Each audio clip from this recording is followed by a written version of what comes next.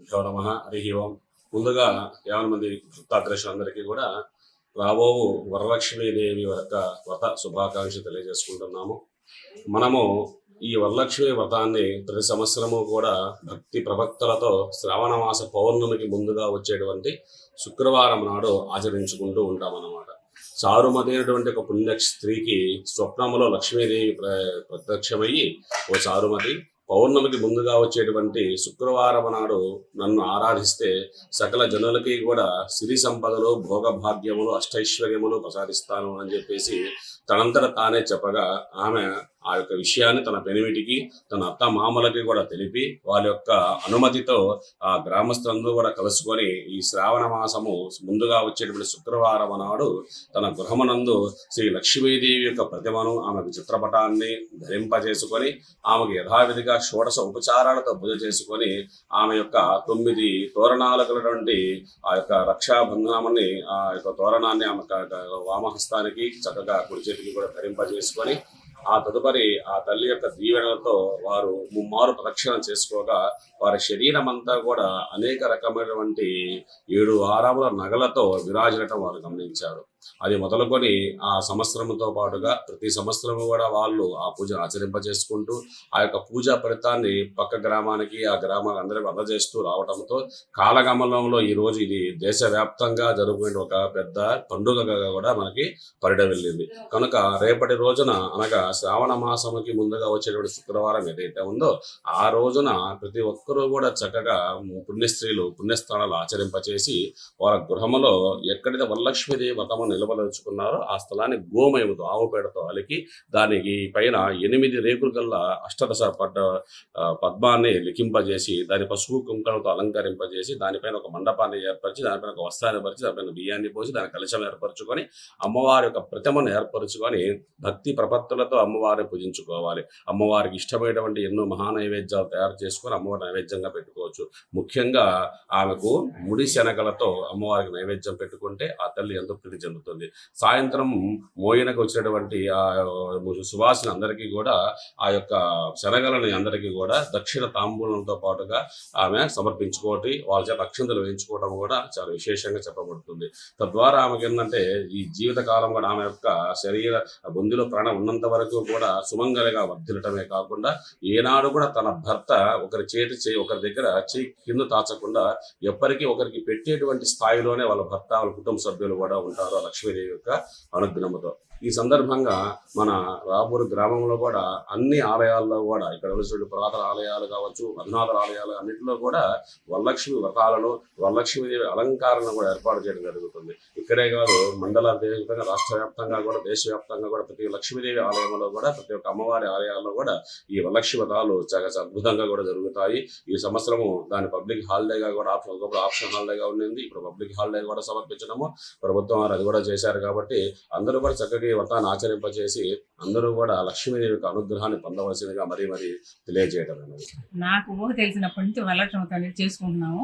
చేసుకునేందువల్ల ఎంత లాభం అనేది మాకు బాగా ప్రత్యక్షంగా తెలుసు కాబట్టి వరలక్ష్మి వ్రతాన్ని చేసుకుంటున్నాం.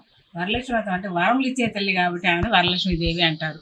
మనం ఏ వరం కోరుకున్నా మనస్ఫూర్తిగా కానీ ఆమెను పూర్తిగా చేసి వరలక్ష్మి వ్రతం నోచుకున్న వాళ్ళకి వాళ్ళు అనుకున్న ఫలము ప్రతిఫలంగా తప్పకుండా నెరవేరుతుంది.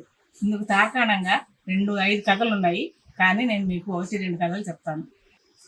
ఆయన్ని భక్తితో కొలవాలని అనుకున్న వాళ్ళకి వాళ్ళందరూ, ఒక స్త్రీలందరూ కలిసి దండం పెట్టుకొని, అమ్మ మాకు మేము ఎట్లా చేయాలో తెలియదు వరలక్ష్మి వ్రతం అనేది మాకు చెప్పమ్మా అంటే, ఆమె ఒక స్త్రీ కళలోకి వచ్చి, అమ్మ మీరు మీ శక్తి కొలది నన్ను ప్రతిష్ఠించేసి మీ శక్తి కొలది ఏదైనా నాకు పెట్టి మనస్ఫూర్తిగా ఒక దారాన్ని నాకు నోమదారంగా పెట్టుకొని మీరు కొలిచి ఆ నోమదారం కట్టుకొని భక్తితో కొలవాలి. అంతేగాని భక్తి లేకుండా మాత్రం నాకు అది కావాలి ఇది కావాలని కోరుకుంటే జరగదు.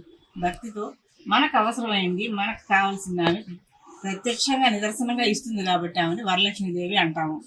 వాళ్ళందరూ కలిసి ఒక రావి చెట్టు కింద చేరి ఒక మట్టితో ఒక ప్రతిమను చేసి పెట్టుకొని రావాకులే తమలపాకులుగా, చిన్న చిన్న మట్టి గడ్డలే వక్కలుగా పెట్టుకొని ఆ రాయి పండ్లని మా పండ్లుగా పెట్టుకొని వాళ్ళందరూ కలిసి ప్రత్యక్షంగా నోచుకొని మాకందరికి తెలియ మేమందరం నిరుపేదలు కాబట్టి మాకు మంచి వరాన్ని ఇవ్వమని భక్తిపూర్వకంగా వాళ్ళు ప్రార్థన చేశారు.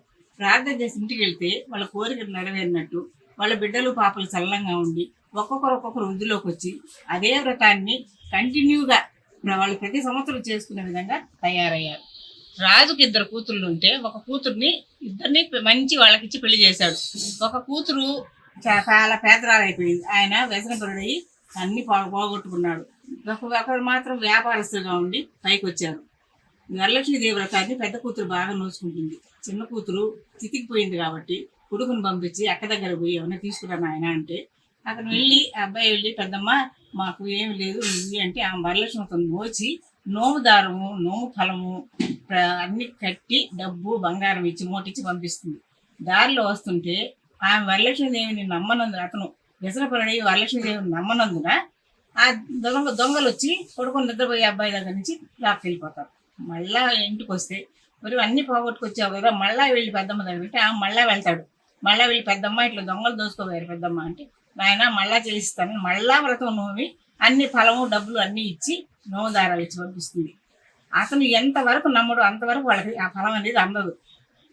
దగ్గర నిద్రపోతా ఉంటే కోతులు వచ్చి ఆ మూటలు తీసి బావిలో వేసేస్తాయి. మళ్ళా 3వసారి వెళ్తాడు. వెళ్ళి అడిగితే మళ్ళా వచ్చి నాయన జాగ్రత్తగా చెప్పు, మీ నాన్నకి చెప్పు, మీ నాన్న నమ్మకుండా ఉన్నంత వరకు మీకేం జరగదు, నమ్మితేనే జరుగుతుందని చెప్పంగా అవన్నీ తీసుకొని ఇంటికి వచ్చి నాన్నకి చెప్పి నాన్న ఈ విధంగా 2 సార్లు ఇస్తే పెద్దమ్మ 2 సార్లు ఇట్లా అయింది కాబట్టి మనం వ్రతం నోచుకుందాం నాన్న అని వాళ్ళ నాన్న ఒప్పించి ఆయన కూడా మనస్ఫూర్తిగా వ్రతం చేసేటట్టు రెడీ చేసి వ్రతం చేసుకున్న తర్వాత వాళ్ళకి ఆ పోయిన నగలు బంగారు దొరికింది, దొంగలు తీసుకెళ్ళి దొరికింది, వాళ్ళు మంచి వృద్ధిలోకి వచ్చారు. ఇలాగే ఇంకొక కథ కూడా ఉంది. వ్యాపారం చేస్తా ఓడలు వెళ్తున్నాడు. అల్లుడు మామగారు ఇద్దరు వ్యాపారం చేస్తే వెళ్ళారు. వెళ్ళిన తర్వాత ఇక్కడ కూతురు అమ్మ వ్రతం చేసుకుంటున్నారు. వ్యాపారం చేసి అల్లుడు వస్తూ ఉండి అల్లుడు వచ్చేసాడు. 1 నెల అయింది వాళ్ళు వ్యాపారానికి వెళ్ళిపోయి వ్యాపారం చేసుకొని మామ అల్లుడు ఇద్దరు వస్తున్నారు. వ్రతం చేస్తా కూతురు మా ఆయన వస్తున్నాడని సగం వ్రతంలో చేసి వెళ్ళిపోయింది. వెళ్ళిపోగానే ఓడ మునిగిపోయింది. వాళ్ళ అమ్మ ఏమి ఇంతసేపు రాలేదు కూతురు అనుకో చూస్తే ఓడ మునిగిపోయిందమ్మా అని చెప్తారు.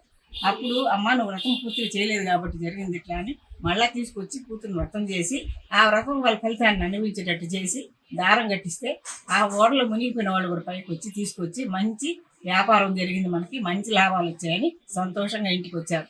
ఇలాగా ప్రత్యక్ష కథనాలు ఎన్నో ఉన్నాయి ఆ గురించి. కాబట్టి మీరు అందరూ కూడా వరలక్ష్మి వ్రతాన్ని నోచుకోవాలి. వరములు ఇచ్చే తల్లి కాబట్టి వరలక్ష్మి అంటారు ఆమెని. అందరూ మనస్ఫూర్తిగా నోచుకోవచ్చు. ఒకరు నోచుకోవచ్చు ఒకరు నోచుకోవద్దని లేదు, అందరూ నోచుకోవచ్చు. కాబట్టి ప్రతి ఒక్కరూ నోచుకొని ఆ ప్రతిఫలాన్ని అనుభవించాల్సిగా కోరుతున్నాను. వరలక్ష్మీదేవి పూజ ఎలా చేయాలంటే మనం నిద్రలేయంగానే తలార స్నానం చేసి ఉతికిన బట్టలు, మన కొత్త బట్టలే కావాలని లేదు, ఉతికిన బట్టలు కట్టుకొని వరలక్ష్మీదేవి ప్రతిమను తయారు చేసుకొని ఒక మండపం ఏర్పరిచి కొత్త వస్త్రాలను ఒక పీట మీద పరిచి ఆ మండపం కింద వరలక్ష్మీదేవి ప్రతిమను ఉంచుకొని మనము 9 రకాల పలహారాలు పెట్టుకొని 9 రకాల తమలపాకులు వక్కలు అన్ని 9 లెక్కన పెట్టుకొని 9 రకాల పండ్లు 9 రకాల వరకు ఫలాలు అంటే మనం చేసే లడ్డు అట్లాంటి తినుబండారాలు 9 రకాలు 9 రకాలుగా చేసుకొని పండ్లు 9 రకాలు పెట్టి అన్ని పెట్టుకోవాలి. అన్ని పెట్టిన తర్వాత నోము దారాలు పెట్టుకోవాలి. ఆమెకు పొంగల్ తయారు చేసుకోవాలి. వడపప్పు పానకం తయారు చేసి పెట్టుకోవాలి. స్వామిని పిలిచి వ్రత కథనం ప్రకారం ఆయన పూజ చేసే విధానాన్ని వినాయకుడిని ముందుగా ఏర్పరచుకోవాలి. వినాయకుని పూజ జరపాలి. ఆయన ముందు మనకి విఘ్నాలు లేకుండా చేయాలంటేనే వినాయకుడు కాబట్టి ముందు వినాయకుడి ప్రతిమను ఏర్పరిచి ఆయనకి పూజ చేసిన తర్వాత వరలక్ష్మీదేవికి వ్రతానికి పూజారి మనకు పూజ చేస్తాడు. ఆయన మంత్రాలతో పూజ చేసిన తర్వాత పూజ అయిన తర్వాత అందరూ వ్రతాన్ని అనిపించడానికి అందరికీ తాంబూల వాయనాలు, ప్రతి ఒక్క స్త్రీకి తాంబూల వాయనాలు ఇవ్వాలి. అలా ఇచ్చినప్పుడు ఫలితం దొరుకుతుంది. స్వామిని కూడా మనము ఆయనకి దక్షిణ తాంబూలాలు ఇచ్చి మనం ఆయన్ని సంతృప్తి పరచాలి. బ్రాహ్మణుడు సంతృప్తి పడ్డా స్త్రీలు సంతృప్తి పడ్డా కూడా వాళ్ళకి ప్రతిఫలం అనేది దక్కుతుంది. కాబట్టి ఈ విధంగా ప్రతిఫలం చేసుకొని పూజ అయిన తర్వాత విధిగా పూజ చేసిన వాళ్ళు ప్రసాదం స్వీకరించాలి. ప్రసాదం స్వీకరించకుండా కూడా ఇంటికి వెళ్ళకూడదు. ఇది వ్రత నియమం.